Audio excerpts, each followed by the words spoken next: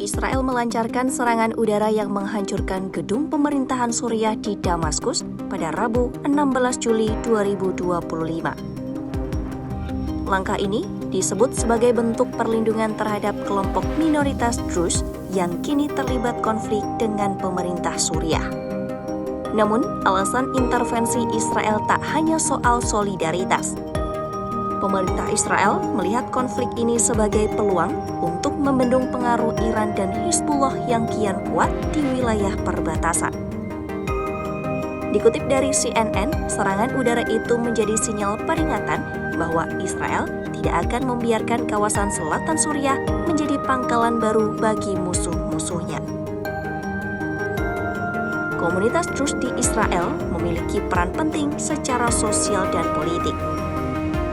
Mereka merupakan bagian dari masyarakat Israel yang loyal, bahkan banyak yang bergabung dalam militer dan kepolisian.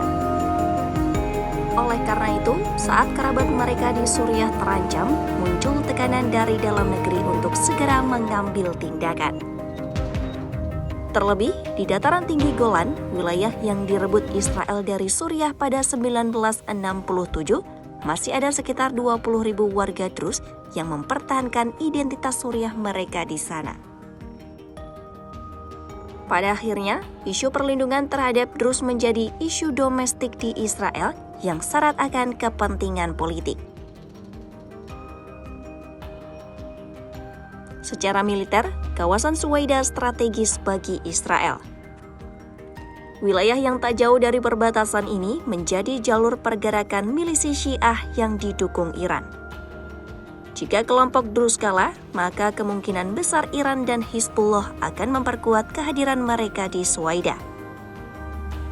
Di sisi lain, Suriah mengecam keras serangan Israel sebagai pelanggaran kedaulatan. Suriah menyebut intervensi ini sebagai bagian dari upaya melemahkan stabilitas nasional dan memperpanjang krisis. Amerika Serikat pun ikut angkat suara terkait hal ini. Meski menjadi sekutu dekat Israel, Washington khawatir keterlibatan militer yang terus meningkat justru memperumit proses pemulihan di Suriah serta memperbesar resiko konfrontasi langsung antara Israel dan Iran. Sementara itu, kelompok Druze di Suriah menyatakan mereka tak ingin ditarik ke dalam agenda politik asing. Mereka menegaskan perjuangan mereka adalah untuk otonomi dan hak hidup yang layak, bukan bagian dari konflik geopolitik yang lebih besar. Namun di lapangan, batas antara solidaritas dan strategi semakin kabur. Bagi Israel, perlindungan terhadap Druze bukan hanya soal kemanusiaan, tapi juga soal bagian dari pertahanan nasional dan manuver jangka panjang melawan pengaruh Iran di kawasan.